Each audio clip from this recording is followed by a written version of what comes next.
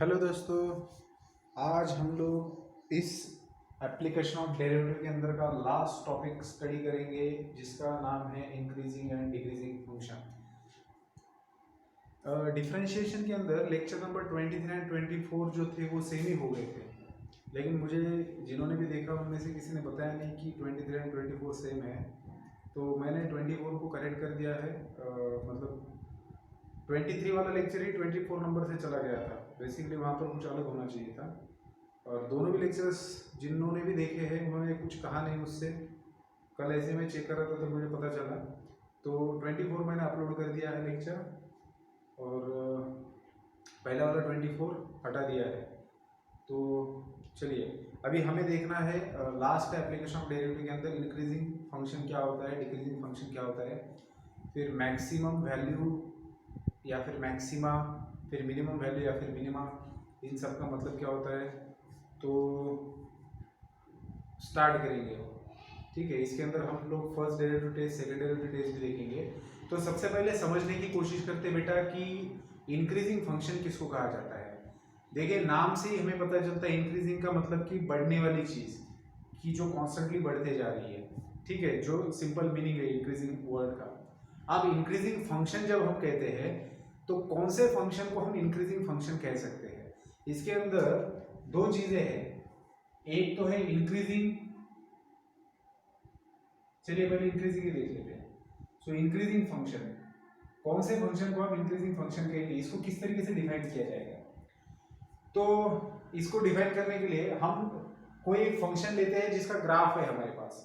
अगर आपके पास किसी फंक्शन का, देखो दो चीजें है बेटा, अगर आपके पास फंक्शन का ग्राफ दिया है तो ग्राफ को देख के आप सिंपली बता सकते हो कि ये फंक्शन इंक्रीज हो रहा है, डिक्रीज हो रहा है, या फिर क्या है इसका, ठीक है, किस तरीके से बिहेवियर है। लेकिन अगर हर बार, मैंने जैसे पहले भी कहा था कि हर बार फंक्शन का ग्राफ निकालना पॉसिबल नहीं होता, तब ऐसी सिचुएशन के अंदर हम लोग अलजेब्रिक डेफिनेशन बनाते हैं उसका, और फिर उस डेफिनेशन की हेल्प से हम लोग ये डिसाइड करते हैं कि दिया हुआ फंक्शन इंक्रीजिंग है या डिक्रीजिंग है।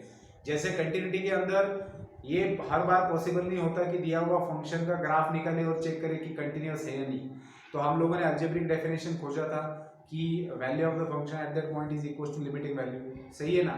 तो उसी तरीके से इंक्रीजिंग फंक्शन का भी सीन है बेटा। अगर हमें चेक करना है कि दिया हुआ फंक्शन इंक्रीजिंग है या नहीं, तो ये पॉसिबल नहीं कि हम लोग हर बार ग्राफ निकालें, लेकिन इनिशियली कॉन्सेप्ट समझने के लिए हमें उसका हेल्प लेना है, ठीक है। तो बेसिकली तो ग्राफ निकाल के तो आसानी से समझा जा सकता है। तो देखिए, अब एक फंक्शन का ग्राफ मैं लेता हूं।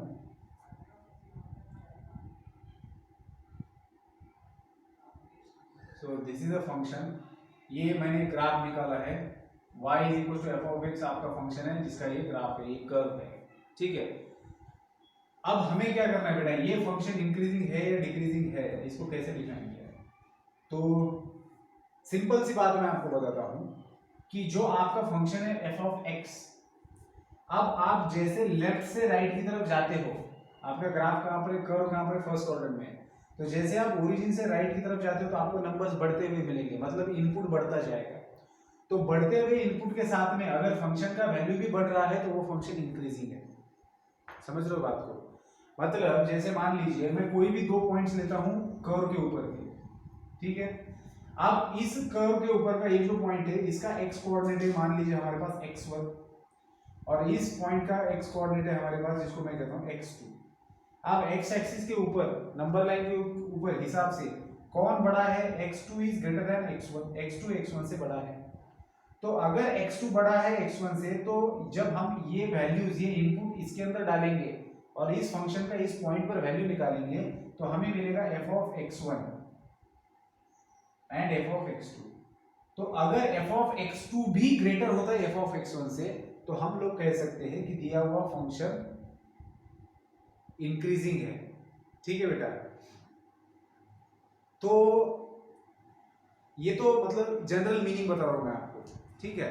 तो बेसिकली इंक्रीजिंग फंक्शन कब कहना है कि जब आप इनपुट्स बढ़ा रहे हो उसके साथ में फंक्शन का वैल्यू भी बढ़ते जा रहा है, तो वो फंक्शन थ्रू आउट डोमेन के अंदर इंक्रीजिंग है, ठीक है।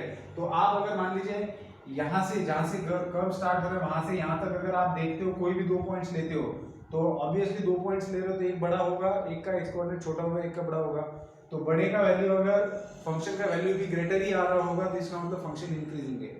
ठीक है, अब होता क्या है, इस चीज को अगर प्रिसाइजली हमें डिफाइन करना है तो इसको कैसे डिफाइन किया जाता है, तो मैं डेफिनेशन लिखता हूं यहाँ पर।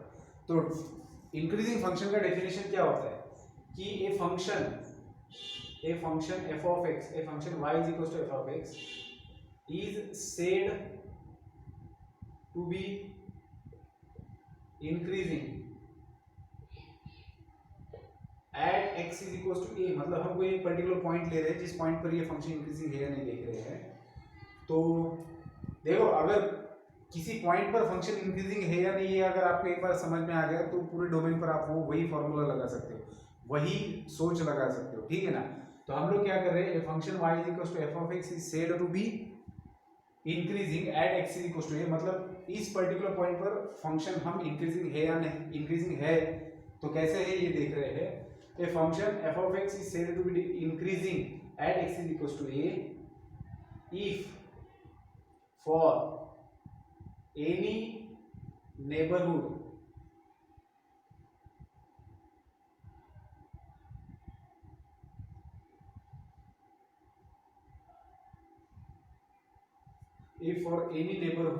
of a, that is a minus h, a plus h, a, if for any neighborhood of a minus h, if for any neighborhood of a,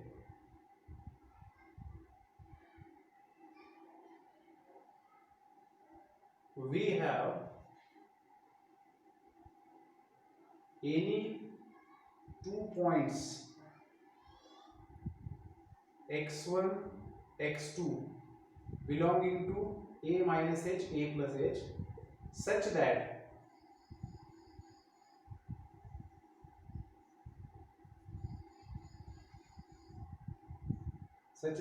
x1 is less than x2, then f of x1 is less than f of x2। अब एक बार मैं definition पढ़ के देखता हूँ सही बनी है क्या नहीं। तो हमारा फंक्शन है f of x, इसको हम इंक्रीजिंग तभी कह सकते हैं इस पॉइंट पर जब इस पॉइंट के नेबरहुड के अंदर के हमारे पास 2 पॉइंट्स रहेंगे जिसमें से एक बड़ा है एक छोटा है। if for any neighborhood of a we have any 2 points x1 x2 belonging to this neighborhood such that x1 is less than x2 then f of x1 is less than f of x2। ठीक है, सही है। तब हम कहेंगे कि ये function increasing है। अब ये जो मैंने लिखा है इसका मतलब समझना बहुत ज्यादा जरूरी है। देखो ये प्रिसाइज डेफिनेशन होता है, जो मैंने यहाँ पर कहा है वही, अब ये जो मैंने कहा है इसके अंदर बहुत सारे क्वेश्चन क्रिएट हो सकते हैं क्योंकि ये प्रिसाइज नहीं है ना, लेकिन ये जो डेफिनेशन लिखा है ये प्रिसाइज है, ये बिल्कुल एकदम सटीक डेफिनेशन है इंक्रीजिंग फंक्शन का। कैसे है देखिए, आप लोगों को ये बताना है कि जो भी आपने फंक्शन लिया है सो उसके ऊपर का एक पॉइंट लिया है हमने जिस पॉइंट का एक्स कोऑर्डिनेट है a, ठीक है, तो आपको इस पॉइंट पर जिसका एक्स कोऑर्डिनेट है a, यहाँ पर आपको फंक्शन इंक्रीजिंग है ये बताना है। तो ये कैसे बताएंगे आप, तो उन्होंने कहा है कि आपको क्या करना है, आपको नेबरहुड लेना है। नेबरहुड का मतलब क्या होता है बेटा, नेबर का मतलब क्या होता है, पड़ोस में रहने वाला। नेबर का मतलब क्या होता है, पड़ोस में रहने वाला। तो नेबरहुड का मतलब क्या होता है, जो आपका ए पॉइंट है उसके राइट और लेफ्ट में जो उसके पड़ोसी है, आपको एक नेबरहुड चूज करना है। मतलब a प्लस एच, जैसे मान लीजिए मैं यहाँ पर एक नेबर, इसका नेबर लेता हूँ a प्लस एच, अब जितना राइट में लिया है उतने मैं लेफ्ट में ले रहा हूँ a माइनस एच। ठीक है, तो ये जो इतना मैंने इंटरवल लिया है a के लेफ्ट में और a के राइट में, तो इसको कहा जाता है नेबरहुड ऑफ a। ठीक है, तो आप जितना मर्जी ले सकते हो नेबरहुड। ठीक है, तो इसके नेबरहुड में अब बेसिकली ये जो नेबरहुड है ना ये बहुत छोटा होता है। ठीक है, ये दिखाने के लिए आपको ग्राफ के अंदर लग रहा होगा कि ये बहुत बड़ा मैंने लिया है, लेकिन इसको डिलीटेड डेल्टा नेबरहुड भी कहते हैं। तो ये बेसिकली बहुत छोटा होता है।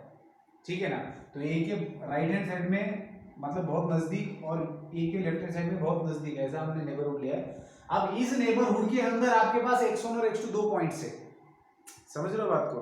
इस नेबरहुड के अंदर आपके पास 2 पॉइंट्स है x1 x2, आप चाहे कहीं पर भी ले लो जहां पर लेना है आपकी मर्जी। ठीक है, तो वो 2 पॉइंट्स आपको इस तरीके से, आप कोई भी 2 पॉइंट्स ले लो इस नेबरहुड में। अब ए का नेबरहुड आपने कहां से कहां तक लिया है, ये पॉइंट है आपका जिसका कोऑर्डिनेट ए है। अब इसका नेबरहुड आपने यहां मतलब यहाँ से स्टार्ट होता है तो यहाँ तक है, ठीक है, ये इतना इसका नेबरहुड है। आप इस नेबरहुड में 2 पॉइंट्स आपको लेने हैं, तो आप कहीं पर भी ले लीजिए। मान लीजिए मैं एक पॉइंट यहाँ पर लेता हूँ, एक पॉइंट यहाँ पर लेता हूँ, आप चाहे यहाँ पर ले सकते हो, कहीं पर भी ले सकते हो नेबरहुड के अंदर। तो नेबरहुड के अंदर आपने 2 पॉइंट लिए, जिसमें से एक का कोऑर्डिनेट है x1 और दूसरे का कोऑर्डिनेट है x2, ठीक है बेटा। अब कंडीशन जो उन्होंने दी है वो हम लोग पहले फुलफिल कर रहे हैं। क्या कंडीशन है कि किसी भी फंक्शन को इंक्रीजिंग फंक्शन कहना है किसी भी पर्टिकुलर पॉइंट पर, तो पहले आप उस पॉइंट का नेबरहुड लीजिए, फिर नेबरहुड के अंदर के कोई भी 2 पॉइंट्स लीजिए इस तरीके से कि एक पॉइंट बड़ा होना चाहिए दूसरा छोटा। तो ये तो है ही यहाँ पर, क्योंकि x2 राइट में है x1 के, मतलब ये पॉइंट इसके राइट में है तो इसका x कोऑर्डिनेट बड़ा है, सो x2 is greater then x1। अब आपको अगर दिए हुए फंक्शन के अंदर आप x2 का वैल्यू रखते हो और फंक्शन का वैल्यू उस पॉइंट पर निकालते हो और यहाँ पर भी फंक्शन का वैल्यू निकालते हो, तो ये करने के बाद अगर आपको मिलता है f ऑफ x2, मतलब जो नंबर बड़ा है उसका फंक्शन का वैल्यू भी अगर बड़ा मिलता है छोटे नंबर के फंक्शन के वैल्यू से, तब हम कहेंगे कि ये फंक्शन इंक्रीजिंग है, ठीक है। तब हम लोग क्या कह सकते हैं कि दिया हुआ फंक्शन इंक्रीजिंग है। तो वही बात है जो मैंने कहा था, बस इसके अंदर प्रिसाइजनेस कैसे आया है, इसके अंदर हम पर्टिकुलर पॉइंट की बात करें कि इस पॉइंट पर आप फंक्शन को इंक्रीजिंग कह सकते हो कि नहीं, ठीक है। अब जब इस पॉइंट पर इंक्रीजिंग की बात हो रही है तब हम इसके बहुत नजदीक वाले पॉइंट की बात कर रहे हैं, ठीक है। इसके नेबरहुड का मतलब क्या, इसके बहुत नजदीक वाले पॉइंट, कि जहां पर अगर फंक्शन का वैल्यू बढ़ रहा है तो इनपुट अगर बढ़ रहा है तो उसके साथ फंक्शन का वैल्यू बढ़ रहेगा, अगर बढ़ रहा होगा तो फंक्शन इंक्रीजिंग है, पहली बात, ठीक है। अब ये तो ग्राफिकली हो गया। अब अगर किसी फंक्शन को आपको देखना है कि वो फंक्शन इंक्रीजिंग है या नहीं, तो without plotting a graph how can we decide that whether the given function is increasing और नॉट, ये हम लोग कैसे डिसाइड कर सकते हैं। तो उसके लिए थोड़ा सा इसके बारे में सोचते हैं। मान लेते हैं कि अभी ये जो फंक्शन है this is increasing at this point, इसको p पॉइंट बोलता हूं मैं, एट पॉइंट p, ऐसा मानते हैं कि ये जो फंक्शन है ये इस p पॉइंट पर इंक्रीजिंग है।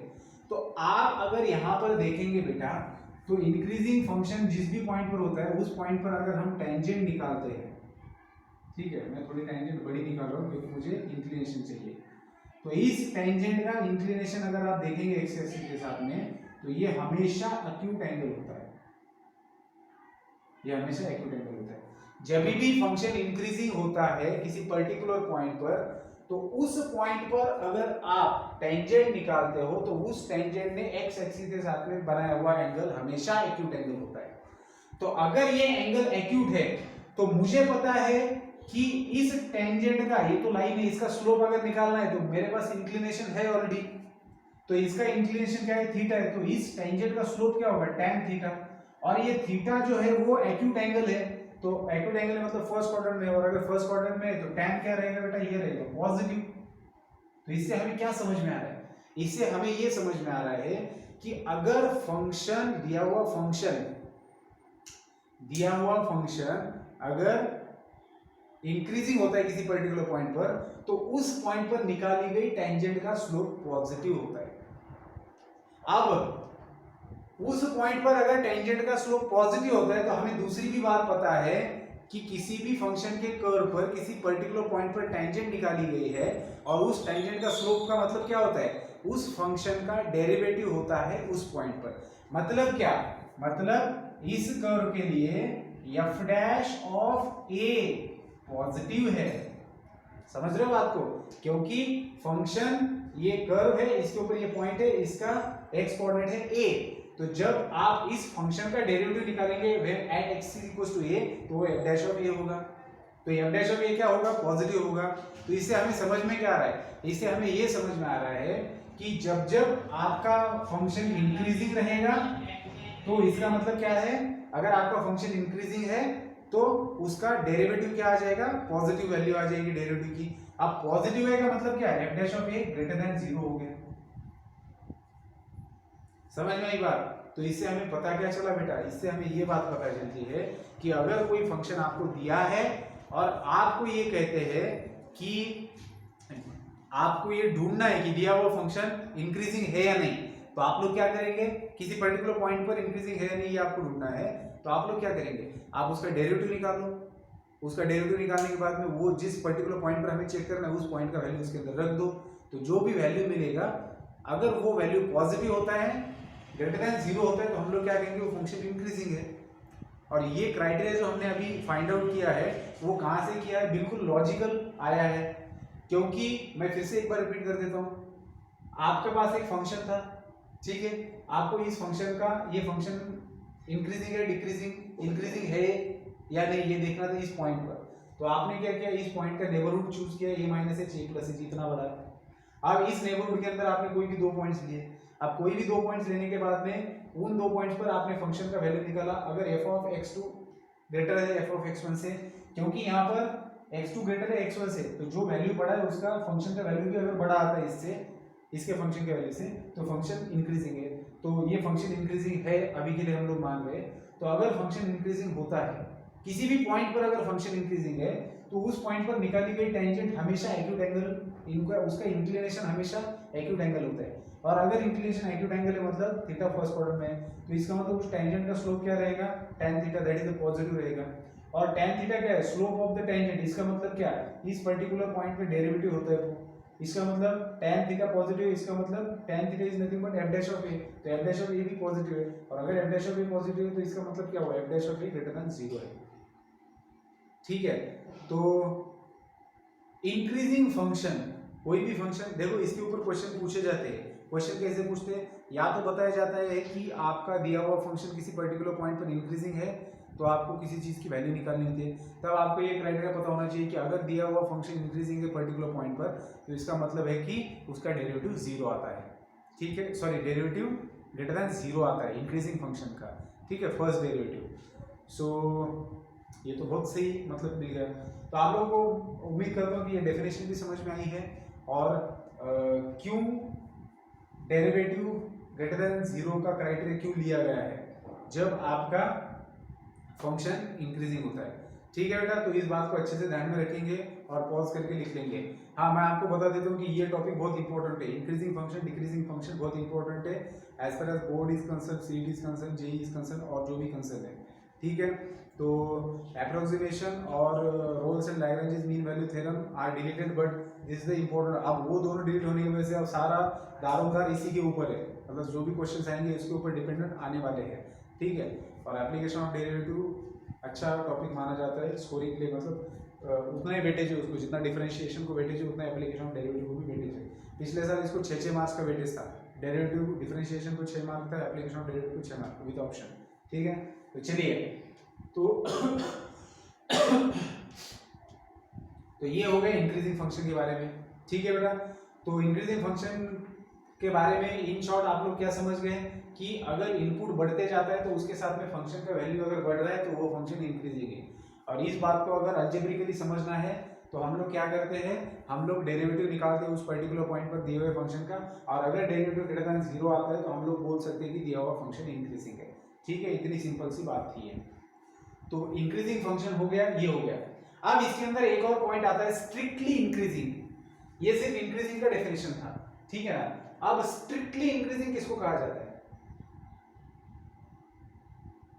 अच्छा, यहां पर लेस देन और इक्वल्स टू है, ठीक है बेटा, f of x1 is less than और इक्वल्स टू है, तो ये इसको इंक्रीजिंग कहा जाता है यहां तक। अब strictly increasing function, strictly increasing, या फिर इसको दूसरा वर्ड है मोनोटोनिकली इंक्रीजिंग, मोनोटोनिकली इंक्रीजिंग। तो आपके फंक्शन को आप स्ट्रिक्टली इंक्रीजिंग फंक्शन कब कह सकते हो या फिर मोनोटोनिकली इंक्रीजिंग फंक्शन कब कह सकते हो, ये आपको सोचना है। तो जब इंक्रीजिंग कब कहना है, जब f of x1 is less than और equals to f of x2 है, मतलब यहाँ पर लेस देन और इक्वल टू है, तब आप इसको इंक्रीजिंग कहेंगे। ठीक है, लेकिन स्ट्रिक्टली इंक्रीजिंग कब कहना है, ऊपर की सारी कंडीशन सेम होगी, बस इस वाले कंडीशन में फर्क है, जब f of x1 is less than और equal to f of x2 रहेगा। ठीक है, सॉरी, स्ट्रिक्टली जब f of x1 less than और equal to f of x2 रहेगा तब इंक्रीजिंग रहेगा, और जब f of x1 is strictly less than f of x2 है तब स्ट्रिक्टली इंक्रीजिंग या मोनोटोनिकली इंक्रीजिंग। अब यहाँ पर क्या होता है, यहाँ पर f डैश ऑफ a जो है, क्योंकि एक्यूट एंगल है तो बहुत बार ऐसे भी हो सकता है कि आपका जो टेंजेंट है वो पैरेलल हो जाए एक्स एक्सिस को, तो 0 भी आ सकता है, तो f dash of a is greater than और इक्वल टू 0 आएगा। ठीक है, तो ये जो क्राइटेरिया है वो इंक्रीजिंग के लिए है। जब भी आपका फंक्शन इंक्रीजिंग रहेगा तब डेरिवेटिव किसी भी पर्टिकुलर पॉइंट पर, तब derivative at that point is greater than equal to 0। लेकिन जब स्ट्रिक्टली इंक्रीजिंग की बात होगी तब F dash of A greater than 0 रहेगा। ठीक है, तो ये यहीं से समझ में आता है स्ट्रिक्टली इंक्रीजिंग और इंक्रीजिंग में फर्क क्या है। देखो इंक्रीजिंग में क्या हो सकता है कि कभी कभी ऐसा पॉइंट, देखो स्ट्रिक्टली इंक्रीजिंग में क्या होता है, कर्व बढ़ता ही जाता है। मतलब जैसे ये वाला कर्व है, ये स्ट्रिक्टली इंक्रीजिंग कर्व है क्योंकि यहाँ पर बढ़ते ही जा रहा है। लेकिन कभी कभी क्या हो सकता है कुछ कर्व के अंदर कि बढ़ रहा है, लेकिन कुछ ऐसा भी पॉइंट आ सकता है कि जहां पर आपका जो, जैसे मान लीजिए इसी ग्राफ के अंदर अगर मैं मान लीजिए ऐसे निकालता हूँ, ऐसे निकाल कर थोड़ा सा ऐसे करके इसको ऐसे लेके जाता हूँ। अब यहाँ पर इस पॉइंट पर क्या होगा, इस पॉइंट देखो अब ये तो बढ़ तो रहा है यहाँ पर भी, लेकिन एक पॉइंट ऐसा आ गया है जहाँ पर टेंजेंट अगर आप निकालेंगे तो that is parallel to X axis. तो यहाँ पर तो ये पैरेलल टू एक्स एक्सिस है, यहाँ पर तो स्लोप 0 हो जाएगा। तो लेकिन फंक्शन तो इंक्रीजिंग है, ठीक है ना, क्योंकि आगे भी बढ़ने वाला है। एक पॉइंट आ गया था ऐसे कि जहाँ पर स्लोप 0 हो गया। तो इसलिए जब इंक्रीजिंग की बात की जाती है, जब स्ट्रिक्टली इंक्रीजिंग नहीं बोल रहे हैं, जब सिर्फ इंक्रीजिंग बोल रहे हैं, तो ऐसी सिचुएशन में आपका F dash of A greater than और इक्वल टू 0 होता है। और जब स्ट्रिक्टली इंक्रीजिंग की बात होती है तब F dash of A strictly greater than 0 होता है। ये कंडीशन है। और डेफिनेशन के अंदर जब सिर्फ इंक्रीजिंग फंक्शन की बात होती है तब F of x1 is less than और equal to F of x2 होता है। और जब स्ट्रिक्टली इंक्रीजिंग की बात होती है तब F of x1 is less then F of x2 होता है। ठीक है बेटा, तो ये था डेफिनेशन इंक्रीजिंग फंक्शन का और स्ट्रिक्टली इंक्रीजिंग फंक्शन का। और मैंने आप लोगों को ये भी बता दिया है कि जब आपका फंक्शन इंक्रीजिंग होता है तब, वैसे ये जो कंडीशन हम लोग देख रहे हैं तो ये एग्जाम्पल के अंदर आपको और भी अच्छे से समझ में आ जाएगी कि स्ट्रिक्टली जब होता है तो वैसी सिचुएशन में हम लोग क्या करते हैं। ठीक है,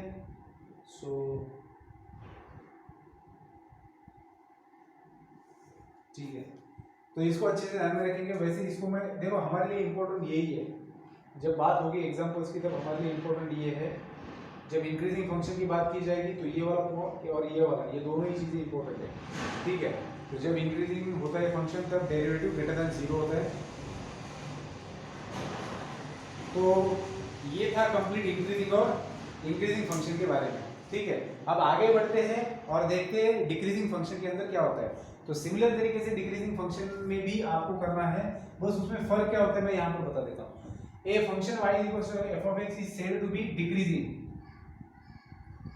at x is equals to a if for any neighborhood of a, that is a minus h, a plus h, we have any 2 points x1 x2 belongs to this neighborhood such that x1 is less than x2। लेकिन अब यहाँ पर क्या हो रहा है, function decreasing कब कहेंगे कि इनपुट का वैल्यू जो बड़ा है उसका फंक्शन का वैल्यू लेस आ रहा है। मतलब इसको उल्टा कर देते हैं। क्या किया यहाँ पर, अभी यहाँ पर x2 बड़ा है x1 से, लेकिन वैल्यू ऑफ द फंक्शन छोटा आ रहा है।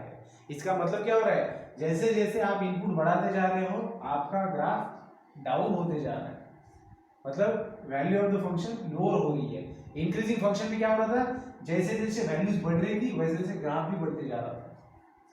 समझ रहे हो बात को, तो ये इंक्रीजिंग फंक्शन है क्योंकि आप एक्स एक्सिस पर बढ़ रहे हो, वैल्यूज को बढ़ा रहे हो, उसके साथ में y ये आपका कर्व भी बढ़ता जा रहा है ऊपर। तो जैसे इनपुट बढ़ रहा है उसी के साथ में आपका कर्व भी बढ़ता जा रहा है। समझ में आई बात। तो इंक्रीजिंग फंक्शन में इनपुट के साथ में आपका आउटपुट भी बढ़ते जाता है, लेकिन डिक्रीजिंग फंक्शन में ये लोग क्या बता रहे हैं कि जब जब आपका वैल्यू बढ़ेगा, अगर आप दो भी वैल्यू लेते हो उसके अंदर जो बड़ा वैल्यू है उसका फंक्शन का वैल्यू लेस है। इसका मतलब क्या, छोटे वैल्यू के लिए इधर ग्राफ बड़ा है और जैसे जैसे बढ़ते रहेंगे ग्राफ छोटा होता जा रहा है। मतलब अगर मुझे डिक्रीजिंग फंक्शन का ग्राफ निकालना है तो मैं कैसे निकालूंगा बेटा,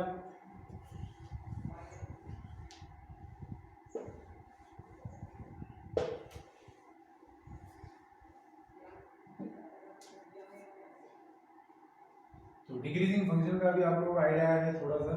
तो अगर मुझे डिक्रीजिंग फंक्शन का ग्राफ निकालना है तो मैं कुछ इस तरीके से ग्राफ निकालूंगा। यहाँ पर क्या हो रहा है, देखिए इस पॉइंट पर अगर आप देखेंगे तो इस पॉइंट का एक्स कोऑर्डिनेट क्या है, ए है, जो भी है x1। और यहाँ पर अगर आगे जाएंगे आप तो इसका इस पॉइंट का x कोऑर्डिनेट क्या ये है, तो ऑब्वियसली ये कोऑर्डिनेट इससे बड़ा है, लेकिन फंक्शन का वैल्यू अगर आप देखेंगे तो इस पॉइंट पर फंक्शन का वैल्यू यहाँ पर है और इस पॉइंट पर फंक्शन का वैल्यू यहाँ पर है। अब y एक्सिस पर ये वैल्यू तो छोटा है ना इस वैल्यू से, तो इसका मतलब क्या, जैसे इनपुट बढ़ रहा है उसके साथ में इनपुट बढ़ते जा रहा है, आउटपुट कम कम कम कम होते जा रहा है। ठीक है, तो ये चीज आपको यहाँ पर समझनी चाहिए कि डिक्रीजिंग फंक्शन के अंदर अब आपको अगर इसको प्रिसाइजली डिफाइन करना है तो क्या करेंगे, जैसे मान लीजिए ये यहाँ पर हमें इसका फंक्शन का बिहेवियर देखना है कि डिक्रीजिंग है इंक्रीजिंग है, तो इस पॉइंट को हम p बोलते हैं और इसका x कोऑर्डिनेट है हमारे पास a और ये फंक्शन है हमारा y f of x। ठीक है, तो इसका y कोऑर्डिनेट क्या रहेगा, f of a रहेगा, जिसका कोई काम नहीं हमें, लेकिन फिर भी लिख रहा हूँ। तो इस पॉइंट का कोऑर्डिनेट है a, f of a।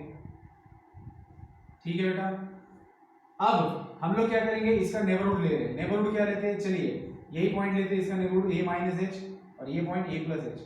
अब इसके अंदर के हम लोग दो पॉइंट्स ले रहे हैं x1 एंड x2। ठीक है, अब यहाँ पर आप देखेंगे तो इस पॉइंट का वैल्यू है फंक्शन का यहाँ पर which is f of x2, this is f of x2 and ये है आपका f of, this is your f of x1। तो आप देख रहे हो x2 is greater then x1 on x axis, but value of the function देखो f of x1 का वैल्यू ज्यादा है f of x2 से, मतलब जैसे आप इनपुट बढ़ाते जा रहे हो आपका आउटपुट लेस होते जा रहा है। तो जब भी ऐसा होता है तब क्या कहा जाता है, फंक्शन इज डिक्रीजिंग। और अगर ये फंक्शन डिक्रीजिंग है तो ग्राफिकली तो हम लोग समझ गए, लेकिन इसको अलजेब्रिकली कैसे लाया जा सकता है पिक्चर के अंदर, इसको क्राइटेरिया कैसे ढूंढा जाए। तो जैसे इंक्रीजिंग फंक्शन के लिए किया, इस पॉइंट पर हम लोग चेक कर रहे थे फंक्शन डिक्रीजिंग है इंक्रीजिंग, तो चलिए इस पॉइंट पर टेंजेंट निकाली जाए। तो ये अगर मैं टेंजेंट निकालता हूँ इस पॉइंट पर और इसका अगर इंक्लिनेशन देखता हूँ, तो यहाँ पर जब भी फंक्शन किसी पॉइंट पर डिक्रीजिंग रहेगा तब उस पॉइंट पर निकाली गई टेंजेंट का इंक्लिनेशन हमेशा ऑब्ट्यूज एंगल रहेगा। और अगर ये ऑब्ट्यूज एंगल है तो इसका मतलब क्या हुआ, सेकंड क्वाड्रेंट के अंदर है, तो इस टेंजेंट का स्लोप, इसका स्लोप रहेगा tan theta and which will be negative, वो नेगेटिव रहेगा। क्यों, क्योंकि थीटा सेकंड क्वाड्रेंट में है। तो बेटा जब भी जिस पॉइंट पर आपका फंक्शन डिक्रीजिंग है उस पॉइंट पर निकाला गया जो टेंजेंट होता है उसका स्लोप क्या है बेटा, tan थीटा, और वो टेंजेंट का स्लोप क्या है, नेगेटिव है। अब अगर टेंजेंट का स्लोप नेगेटिव है तो हमें तो पता है स्लोप ऑफ द टेंजेंट क्या होता है, डेरिवेटिव होता है। उस पॉइंट पर इस फंक्शन का निकाला गया डेरिवेटिव होता है tan थीटा। तो इसका मतलब tan थीटा क्या है आपका f डैश ऑफ a है, और अगर tan थीटा आपका नेगेटिव है तो f डैश ऑफ a भी नेगेटिव होना चाहिए। नेगेटिव का मतलब क्या, लेस देन 0, तो हम लोग लेस देन और इक्वल टू 0 लेते हैं सिमिलर चीज की वजह से, क्योंकि आपका ग्राफ छोटा छोटा मतलब डिक्रीजिंग है, लेकिन कहीं पर ऐसा भी पॉइंट आ सकता है कि जहां पर टेंजेंट पैरेलल हो रही है और फिर डिक्रीज हो रहा है ना, ऐसे भी हो सकते हैं। मतलब ग्राफ ऐसे करके आया फिर ऐसे होके ऐसे चला गया, तो इस पॉइंट पर जो है तो आपका टेंजेंट पैरेलल रहेगा, तो यहाँ पर डेरिवेटिव 0 आ सकता है, इसलिए f dash of a less than और इक्वल टू 0 रहेगा। ठीक है, तो यहाँ पर आपका f dash of a less than और इक्वल टू 0, ये क्राइटेरिया है डिक्रीजिंग फंक्शन का। तो जब भी आपको पहचानना है कोई फंक्शन इंक्रीजिंग है या डिक्रीजिंग है, तो आप लोग क्या करेंगे, दिए हुए फंक्शन का डेरिवेटिव निकालेंगे, उसको डिफरेंशिएट करने के बाद में क्या करना है आपको, उसका डेरिवेटिव निकाला, तो अगर उसका डेरिवेटिव लेस देन और इक्वल टू 0 आता है तो नेगेटिव आता है, तो आप लोग बोलेंगे दिया हुआ फंक्शन उस पर्टिकुलर पॉइंट पर डिक्रीजिंग है। अब ये था डिक्रीजिंग के बारे में। अब स्ट्रिक्टली इंक्रीजिंग को मोनोटोनिकली इंक्रीजिंग भी कहा जाता है, और इसके अंदर स्ट्रिक्टली डिक्रीजिंग भी होता है डिक्रीजिंग फंक्शन के अंदर। ठीक है, डिक्रीजिंग फंक्शन के अंदर स्ट्रिक्टली डिक्रीजिंग या फिर इसको बोला जाता है मोनोटोनिकली डिक्रीजिंग, अब क्या होगा बेटा यहाँ पर, स्ट्रिक्टली डिक्रीजिंग या मोनोटोनिकली डिक्रीजिंग, इसके अंदर भी वही चीज है। यहाँ पर f dash of a is less than equal to 0 था, तो स्ट्रिक्टली डिक्रीजिंग के अंदर क्या होगा, सारी कंडीशन सेम रहेगी, बस लास्ट वाली कंडीशन कौन सी, that f of x1 is strictly greater than f of x2, तो इसको कहा जाएगा स्ट्रिक्टली इंक्रीजिंग। ठीक है, सो ये हो गया मोनोटोनिकली डिक्रीजिंग वाला, स्ट्रिक्टली डिक्रीजिंग कहा जाएगा। मैंने इंक्रीजिंग कहा था क्या, ओके ठीक है, तो ये स्ट्रिक्टली डिक्रीजिंग होगा। So F of x1 is greater than F of x2। अब यही डेरिवेटिव वाला कंडीशन यहाँ पर क्या होगा, अगर आपका फंक्शन डिक्रीजिंग है तो f dash of a strictly less then 0 रहेगा। ठीक है बेटा, तो ये था increasing function and decreasing function.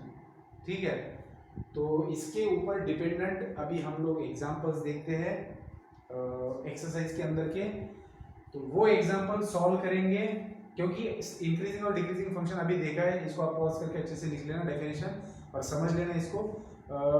तो इसको अगर अभी के अभी एग्जांपल्स देंगे तो और अच्छे से समझ में आ जाएगा। तो एक्सरसाइज, लास्ट एक्सरसाइज के बहुत सारे क्वेश्चन है इसके ऊपर डिपेंडेंट, उनको सॉल्व करते हैं और फिर उनको सॉल्व करने के बाद में हम maxima, minima, local maxima, local minima, absolute maximum value of the function, ये सारी चीज़ें देखते हैं। ठीक है, पहले मैं टाइम देख लेता हूँ। तो 30 मिनट्स हो चुके हैं, अभी हमारे पास काफ़ी सारा टाइम है, तो मैं अभी एग्जाम्पल लिखता हूँ, फिर हम लोग डिस्कस करते हैं। चलिए बेटा, तो पहला क्वेश्चन है हमारा एक्सरसाइज 2.4 के अंदर का, जो कि लास्ट एक्सरसाइज है। क्वेश्चन ये है कि हमें टेस्ट करना है whether the following functions are increasing और डिक्रीजिंग। नीचे दिए गए फंक्शन इंक्रीजिंग है या डिक्रीजिंग है, ये हमें चेक करना है। तो लेते हैं सबसे पहला वाला। अब पहले तो मैं सब्जेक्टिव वे से बताऊंगा कि इसको कैसे ढंग से लिखा जाए। अगर बोर्ड के अंदर पूछा जाता है तो ये क्वेश्चन 2 मार्क के लिए पूछा जा सकता है और 1 मार्क के लिए भी पूछा जा सकता है, पॉसिबिलिटी है, लेकिन 3 मार्क्स के लिए पूछा नहीं जाएगा। ठीक है, तो आपको बस यहाँ पर चेक करना है कि दिया हुआ फंक्शन डिक्रीजिंग है या इंक्रीजिंग है। अब आपको वो क्राइटेरिया काम में आता है, तो सबसे पहले तो आपको डेरिवेटिव निकालना पड़ेगा। अच्छा, यहाँ पर दिक्कत क्या है, उन्होंने किसी पर्टिकुलर पॉइंट पर नहीं पूछा आपको, उन्होंने सीधा डोमेन के अंदर पूछा। ये पॉलिनोमियल फंक्शन है, इसका डोमेन है रियल नंबर, तो आपको पूरे डोमेन में आपको बताना है कि ये फंक्शन इंक्रीजिंग है डिक्रीजिंग है। तो ऐसे सिचुएशन में कैसे सॉल्व करेंगे इसको, तो सबसे पहले तो लिखेंगे बेटा given function is f of x is equals to x cube minus 6x square plus 12x minus 16. Now differentiating with respect to x, we get, हमें क्या मिलेगा, इसको डिफरेंशिएट करेंगे with respect to, so f dash of x which is equals to, इसका derivative क्या आएगा 3x square minus इसका derivative आएगा 12x plus 12 और इसका 0 आ जाएगा। ठीक है, नाउ अब हम लोग इसको कैसे दिखाएं कि ये पॉजिटिव है नेगेटिव है। तो आप अगर देखेंगे बेटा तो 3 इसमें से कॉमन निकल रहा है, ब्रैकेट के अंदर बच रहा है x square minus 4x plus 4। ठीक है, तो ये x माइनस 2 का होल स्क्वायर है, इसको x माइनस 2 का होल स्क्वायर लिख सकते हैं। अब आप देखेंगे तो आपका f डैश ऑफ x आया क्या है, f dash of x is this for all x belonging to r। ये सिंबल फॉर ऑल का है, इसको बोला जाता है फॉर ऑल। ये लॉजिक के अंदर हम लोग पढ़ेंगे, इसको फॉर ऑल बोला जाता है, उल्टा ये निकाला जाता है इस तरीके से। ठीक है, तो this is for all x belonging to r, इसको फॉर ऑल कहा जाता है, मतलब सभी x के लिए, मतलब सभी रियल नंबर के लिए ये आ रहा है हमारे पास। अब मुझे बताइए 3 तो पॉजिटिव दिया है और x का वैल्यू आप रियल नंबर के सेट से कोई भी ले लो, अंदर नेगेटिव आया पॉजिटिव आया, स्क्वायर तो उसका पॉजिटिव आएगा। तो ये जो यहाँ पर क्वांटिटी है x की, जो मर्जी वैल्यू आप ले लो, आपको ये बॉक्स का वैल्यू पॉजिटिव ही मिलने वाला है, क्योंकि अंदर कुछ भी आ जाए उसका स्क्वायर बाहर पॉजिटिव आएगा। तो बेसिकली आपका f डैश ऑफ x क्या है, f डैश ऑफ x है पॉजिटिव। ठीक है, तो हम यहाँ पर बोल सकते हैं कि x minus 2 square is greater than और इक्वल टू 0, क्योंकि अगर x का वैल्यू 2 होता है तो ये 2 माइनस 2 0 भी हो सकता है। सो हम लोग x minus 2 is greater than equal to 0 for all x belongs to r बोलेंगे, एंड देयरफॉर हम क्या बोल सकते हैं, f dash of x is greater than और इक्वल टू 0। किसके लिए, for all x belong to r, सभी x के लिए r के अंदर के, for all x belongs to r f dash of x is greater than equal to 0। तो अगर ऐसा है, अगर दिए हुए फंक्शन का डेरिवेटिव ग्रेटर देन 0, इसका मतलब क्या हो रहा है कि आप इस फंक्शन का ग्राफ अगर निकालेंगे तो किसी भी पॉइंट पर निकालेंगे टेंजेंट का स्लोप पॉजिटिव है ना, तो इसका मतलब क्या हुआ, ये फंक्शन इंक्रीजिंग है। सो देयरफॉर दिस इंप्लाइज, अगर f dash of x greater than 0 है तो this implies given function is increasing. ठीक है, तो दिया हुआ फंक्शन क्या है बेटा, इंक्रीजिंग है। कैसे हमने फाइंड आउट किया, with the help of derivative. तो डेरिवेटिव की हेल्प से हम लोगों ने इसको बताया। चलिए आगे बढ़ते हैं। आप इसको पॉज करके अच्छे से लिख लेंगे। अब मैंने आपको ये अच्छे तरीके से मतलब कैसे लिखना है ये बताया है। आगे के क्वेश्चन की तरफ बढ़ेंगे। सो नेक्स्ट क्वेश्चन भी पॉलिनोमियल फंक्शन है, तो यहीं पर मैं लिख देता हूँ f of x is 2 minus 3x plus 3x square minus x cube. इसको डिफरेंशिएट करेंगे विद रिस्पेक्ट टू x तो आपको क्या मिलेगा, 2 का डेरिवेटिव 0 आएगा, माइनस 3x का माइनस 3 आएगा, इसका आएगा प्लस 6x और इसका आएगा माइनस 3x स्क्वायर। ठीक है, अब आप इसमें से क्या कॉमन निकाल सकते हो, इसमें से माइनस 3 को कॉमन निकालो।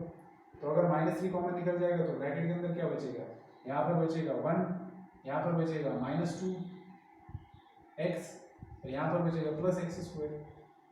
तो इसको थोड़ा अगर ढंग से लिखेंगे, इसको अगर ढंग से लिखेंगे तो कैसे लिखना पड़ेगा, माइनस 3 एक्स स्क्वायर को पहले लिखता हूँ, फिर माइनस 2x प्लस 1। तो बेटा ये किसका एक्सपांशन है, ये x माइनस 1 होल स्क्वायर है for all x belongs to r, सभी x के लिए f डैश ऑफ x आ रहा है आपका ये वाला। अब ये तो नेगेटिव है भैया, और इनटू यहाँ पर जो भी x की वैल्यू जो मर्जी ले लो ये पॉजिटिव आएगा, लेकिन पॉजिटिव इनटू नेगेटिव क्या आएगा, नेगेटिव आएगा। So this implies f dash of x is less than, और x का वैल्यू 1 आता है तो 0 भी आ सकता है, तो लेस देन और इक्वल टू 0 है। f डैश ऑफ x का वैल्यू नेगेटिव है या फिर 0 भी आ सकता है अगर x का वैल्यू 1 है तो what this implies, this implies यहाँ पर देयरफॉर बोल सकते हो, this implies given function is, अगर f dash of x less than equal to 0 है तो given function is decreasing, given function is decreasing. ठीक है बेटा, तो ये था क्वेश्चन नंबर 2 का सॉल्यूशन। सिमिलर वे से थर्ड क्वेश्चन भी कर सकते हैं हम लोग। दिया हुआ फंक्शन है हमारा x माइनस 1/x, इसका डेरिवेटिव लेते हैं तो x का डेल्टा आएगा 1 minus n as it is, 1/x का डेल्टा आएगा माइनस 1/x स्क्वायर, फिर ये आ जाएगा 1 माइनस माइनस बन जाएगा प्लस 1 प्लस 1/x स्क्वायर। ठीक है, अब आप अगर देखेंगे बेटा यहाँ पर तो 1 तो पॉजिटिव है और for all x belongs to r, और x is not equal to 0, यहाँ पर x 0 नहीं होना चाहिए क्योंकि ये 0 बन गया तो इन्फिनिटी बन जाएगा, नॉट डिफाइंड हो जाएगा, तो उन्होंने खुद दे रखा है x is not equal to 0। चलिए, तो ये हमेशा इस बात का ख्याल रखना है। ठीक है, अगर डिनोमिनेटर में कोई वेरिएबल आता है तो वहां पर उस तरीके का इनपुट नहीं हो सकता कि जो उसको 0 में कन्वर्ट करे। तो यहाँ पर अगर आप देखेंगे बेटा तो 1 है प्लस है और स्क्वायर वाला टर्म डिनोमिनेटर में है तो ये हमेशा पॉजिटिव ही रहेगा। तो इसका मतलब क्या होता है, दिस इज पॉजिटिव, ये पूरा पॉजिटिव है और दोनों पॉजिटिव नंबर्स का एडिशन है, तो मतलब क्या बन गया, f डैश ऑफ x क्या बन गया, positive. So f dash of x is positive and that is f dash of x is greater than और इक्वल टू 0। तो इसका मतलब क्या होगा, f dash of x therefore given function is increasing. तो थर्ड वाला क्या है, थर्ड वाला इंक्रीजिंग है, ये डिक्रीजिंग है और ये भी इंक्रीजिंग है। ठीक है, तो बेटा ये था क्वेश्चन नंबर 1 का सॉल्यूशन। तो क्वेश्चन नंबर 1 के अंदर हम लोगों ने क्या स्टडी किया, हम लोगों ने स्टडी किया दिया हुआ फंक्शन इंक्रीजिंग है या डिक्रीजिंग है with the help of criteria. ठीक है, तो चलिए अब आगे बढ़ते हैं क्वेश्चन नंबर 2 की तरफ। अब क्वेश्चन नंबर 2 में थोड़ा सा अलग से पूछा गया है, मतलब वही है, क्या पूछा है, find the values of x की उन वैल्यूज को फाइंड आउट करना है for which the following functions are strictly increasing. अब यहाँ पर ध्यान रखना है, स्ट्रिक्टली इंक्रीजिंग आया है, सिर्फ इंक्रीजिंग नहीं स्ट्रिक्टली। तो ये वाला जो फंक्शन है ये फंक्शन स्ट्रिक्टली इंक्रीजिंग है, तो अगर आपको वैल्यू निकालना है कि find the values of x, कौन से x की वैल्यूज के लिए स्ट्रिक्टली इंक्रीजिंग है। ठीक है, ऊपर वाले में पॉलिनोमियल फंक्शन था तो सभी x के लिए बात हो रही थी, लेकिन यहाँ पर क्या हो रहा है, यहाँ पर आपको पूछा है कि ये फंक्शन इस तरीके से दिया है कि ये कितनी वैल्यूज के लिए, x की कौन कौन सी वैल्यूज के लिए उसके डोमेन के अंदर ये फंक्शन स्ट्रिक्टली इंक्रीजिंग है, नॉट इंक्रीजिंग, स्ट्रिक्टली इंक्रीजिंग। ठीक है, तो कैसे फाइंड आउट करेंगे इसको, चलिए अब पहले तो गिवन फंक्शन लिखेंगे। So given function is f of x is equals to 2x cube minus 3x square minus 12x plus 6। ठीक है, so given function this. So हमें क्या करना है, हमें x की वैल्यूज निकालनी है for which the given function is increasing. So हम लोग क्या कंसीडर करते हैं, अगर फंक्शन इंक्रीजिंग होगा तभी तो x की वैल्यू निकाल पाएंगे ना, तो हम लोग क्या करेंगे, let the given function be increasing, ये हमारा कंसीडरेशन रहेगा। सो हम लोग बोलेंगे late f of x be an increasing function तो ये मान के चलते हैं कि दिया हुआ फंक्शन इंक्रीजिंग फंक्शन है, एन इंक्रीजिंग फंक्शन, देन आपके पास क्या रहेगा बेटा, एफ डैश ऑफ एक्स। अच्छा, be a strictly increasing function, be a strictly increasing function, ठीक है, क्योंकि not increasing strictly increasing, so let F of X be a strictly increasing function, then हमारे पास क्या रहेगा, then F dash of X is strictly greater than 0। अगर strictly increasing है तो स्ट्रिक्टली ग्रेटर देन 0 रहेगा, so F dash of X is strictly greater than 0। तो अभी आपको एफ डैश ऑफ एक्स निकालना पड़ेगा, ठीक है। So differentiating F of X with respect to X, we get, हमें क्या मिलेगा, F dash of X. So F dash of X is equals to, इसका डेरिवेटिव निकालना है, सो वो आएगा 6x², 2 कांस्टेंट है 3 है, अब ये तो डेरिवेटिव आपको पता है 6x और -12, तो ये आ गया बेटा एफ डैश ऑफ एक्स, आपका फंक्शन का डेरिवेटिव, ठीक है। सो एफ डैश ऑफ एक्स आप लोगों को मिल गया, सो देयरफॉर आप लोग लिख सकते हैं therefore 6x² - 6x - 12 is greater than 0। अब इस इनइक्वालिटी को कैसे सॉल्व करते हैं, तो इसको सॉल्व करने का बेटा आपके पास क्या तरीका है, या तो आप इसको परफेक्ट स्क्वायर बनाओ, या फिर जैसे क्वाड्रेटिक इक्वेशन में आप परफेक्ट स्क्वायर बनाने की प्रोसेस करते हो ना, बस सेम प्रोसेस करो, या फिर क्या करना है आपको एक मेथड होता है इस तरीके की इनइक्वालिटी को सॉल्व करने का, पहले इसको फैक्टराइज करना पड़ता है और फिर उसके बाद में आप लोग इसको सॉल्व कर सकते हो। तो पहले मैं परफेक्ट स्क्वायर वाला मेथड बताता हूँ, क्योंकि आपके बुक के अंदर वही मेथड दिया हुआ है, तो अगर बोर्ड के अंदर पूछा जाता है तो आपको परफेक्ट स्क्वायर से करना पड़ेगा, अगर आप वो दूसरा वाला मेथड यूज करते हो तो पता नहीं शायद गलत भी दे सकते हैं, क्योंकि बुक के हिसाब से जाना पड़ता है। तो मैं आपको परफेक्ट स्क्वायर वाला मेथड बता देता हूँ, फिर उसके बाद में क्विक आंसर आने के लिए वो वाला भी मेथड बता देता हूँ। तो सबसे पहले तो इसमें से कुछ कांस्टेंट निकाला जा सकता है, दैट इज 6, तो बचेगा क्या, 6 निकलेगा तो x² - x - 2 बचेगा, विच इज ग्रेटर देन 0। दोनों तरफ 6 से डिवाइड कर सकते हैं, तो that is x² - x - 2 is greater than 0, strictly greater than 0, ठीक है। तो अभी अगर देखेंगे तो हाँ, इसको कैसे परफेक्ट स्क्वायर बनाया जा सकता है, तो बेटा परफेक्ट स्क्वायर किसको बनाना होता है, पहले तो आपको कांस्टेंट को राइट हैंड साइड में शिफ्ट करना है, ठीक है। तो आप कांस्टेंट को राइट हैंड साइड में शिफ्ट करेंगे तो आपको क्या मिलेगा, greater than 2, x² - x is greater then 2 मिलेगा, ठीक है। अब आप लोग क्या करेंगे, अगर x² - x ग्रेटर देन 2 है तो अभी यहाँ पर आपको थर्ड टर्म निकालना है, जिससे ये परफेक्ट स्क्वायर में कन्वर्ट हो जाएगा। आपको पता है थर्ड टर्म कैसे निकाली जाता है, जो मिडिल टर्म है उसके कोएफिशिएंट का हाफ लेकर उसका स्क्वायर करके दोनों साइड में ऐड किया जाता है। तो आप लोग क्या करेंगे, यहाँ पर मिडिल टर्म क्या है बेटा, मिडिल टर्म है यहाँ पर, मिडिल टर्म का कोएफिशिएंट क्या है, -1 है, सो -1 का हाफ होता है -1/2, इसका स्क्वायर क्या होगा 1/4, तो आप दोनों तरफ 1/4 ऐड कर देंगे, ठीक है। तो इनइक्वालिटी भी मेंटेन रहेगी, वो डिस्टर्ब नहीं होगी। तो विदाउट डिस्टर्बिंग इनइक्वालिटी हमें इसका परफेक्ट स्क्वायर बनाना है, सो +1/4 आपने ऐड किया, ये आपको पता है ना, आपने स्कूल में पढ़ा होगा थर्ड टर्म निकालने का फॉर्मूला, मिडिल टर्म का कोएफिशिएंट का हाफ करके उसका स्क्वायर करना है, तो ये इधर भी ऐड किया और इसके अंदर भी ऐड किया, तो इसको कोई दिक्कत नहीं है इनइक्वालिटी को, ठीक है। तो इधर वाला पार्ट में हटा देता हूँ, ये हो चुका है हमारा।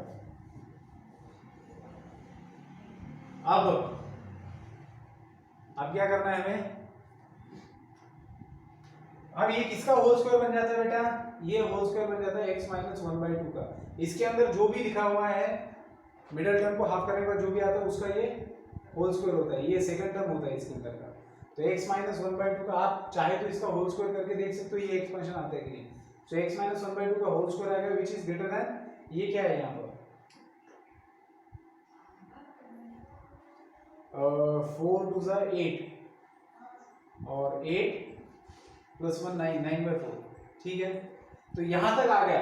अब इसके आगे मैं आपको बताता हूं एक चीज जो मैंने आपको शायद रिलेशन टॉपिक पढ़ाते समय भी बताई थी, कि आपके पास दो इनइक्वालिटी स्टैंडर्ड कैसे वाली, देखिए अगर आप मान लीजिए आपके पास x² इज लेस देन और इक्वल्स टू a है, तो इसको आप कैसे सॉल्व करेंगे इस इनइक्वालिटी को, और दूसरी इनइक्वालिटी है x² is greater than equals to a।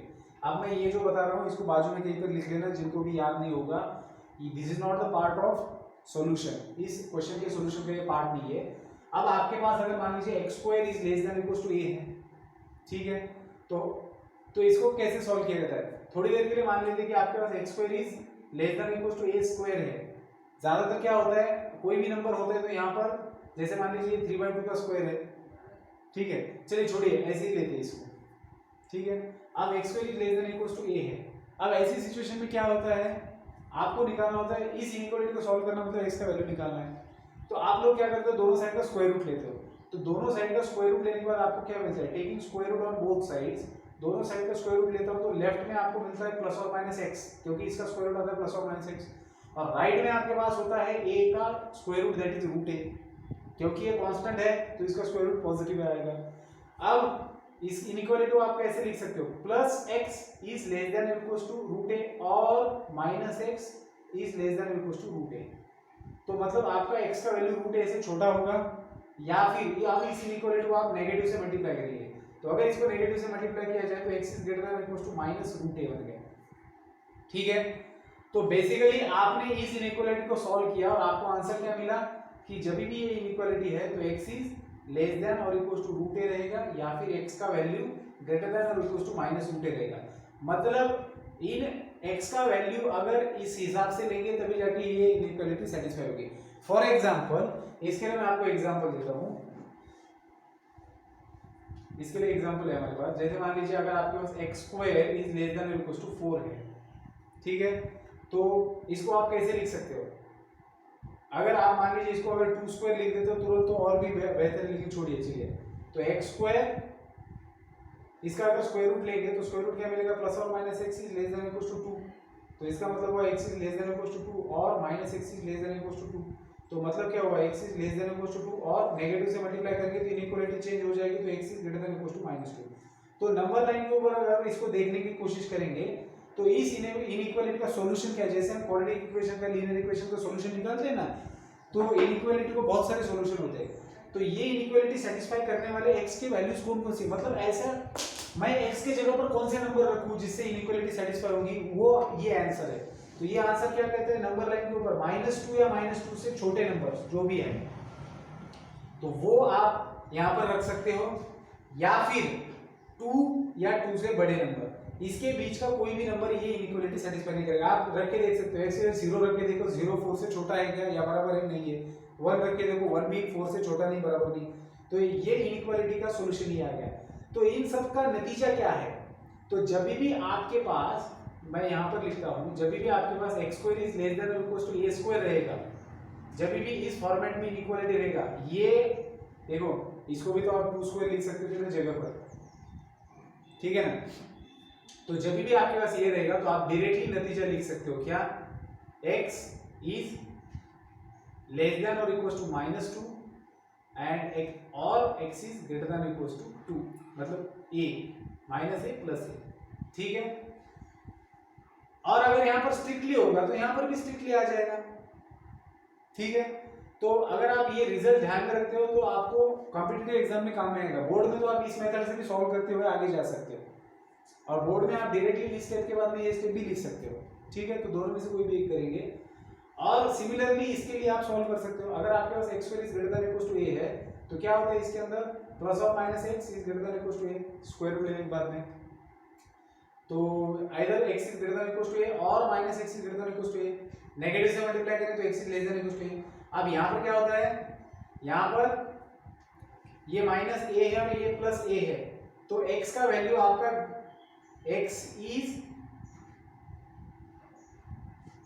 x का वैल्यू लेस देन और इक्वल्स टू माइनस a होना चाहिए। यहाँ पर मैंने उल्टा कर दिया क्या, हाँ यहाँ पर उल्टा होगा। यहाँ पर आपका जो वैल्यू है, यहाँ पर आपका जो वैल्यू है ये उल्टा हो गया, यहाँ पर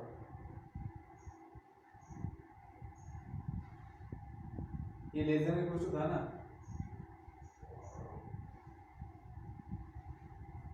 बेसिकली ये कैसे हो गया बेटा, आपका x का वैल्यू ग्रेटर देन -2 चाहिए, -2 से ग्रेटर मतलब इधर वाला वैल्यू, और x इज लेस देन और इक्वल्स टू 2 मतलब इधर वाला, मतलब इन दोनों के बीच का वैल्यू चाहिए, ये और ये नहीं ले सकते आप, ठीक है ना, तब जाके ये इनइक्वालिटी सेटिस्फाई होगी।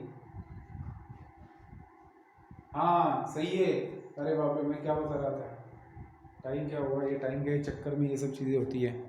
चलिए थोड़ा सा टाइम बचा है, तो थोड़ा सा गलती हो गया, क्या हुआ गलती, कि सिंपल सी बात है कि 0 is less than equal to 4 है ना, 0 लेस और पता नहीं, चलिए छोड़िए। अब फिर से मैं बताता हूँ आपको, ये इनइक्वालिटी मैंने सही तरीके से सॉल्व की है, बस लास्ट में थोड़ी सी दिक्कत हो गई थी जो मैंने यहाँ पर मतलब देखा ही नहीं, सीधी सी सिंपल सी सामने बात है कि x का वैल्यू आपका लेस देन इक्वल टू 2 होगा, तो ये 2 है तो 2 से छोटा होगा और -2 से बड़ा होगा, -2 से बड़ा मतलब इतना यहाँ पर, तो -2 और 2 के बीच वाले वैल्यूज होंगे, तो सीधा नतीजा क्या रहेगा, x square is less than equal to a का मतलब क्या होता है, x आपका less than equal to a रहेगा या फिर x आपका greater than equal to -a रहेगा, ये सही था। तो इसको ध्यान में रखेंगे और दूसरी बात यहाँ पर क्या ध्यान में रखेंगे, तो यहाँ पर ये वाला नतीजा आता है, मतलब x इज आपका less than equal to -a आता है यहाँ पर, x is less than equal to, और x आपका greater than equal to a मतलब इधर वाला, तो बीच वाला पार्ट यहाँ पर नहीं आता जब ग्रेटर देन होता है, तो इन दोनों को ध्यान में रखेंगे, अगर ध्यान में नहीं रहता है तो यहाँ पर आपको सॉल्व करना पड़ेगा। चलिए मुझे लेक्चर रुकाना पड़ेगा, ठीक है, तो मैं यहाँ पर रुक जाता हूँ, मैं ये क्वेश्चन को फिर से कंटिन्यू करूँगा नेक्स्ट में।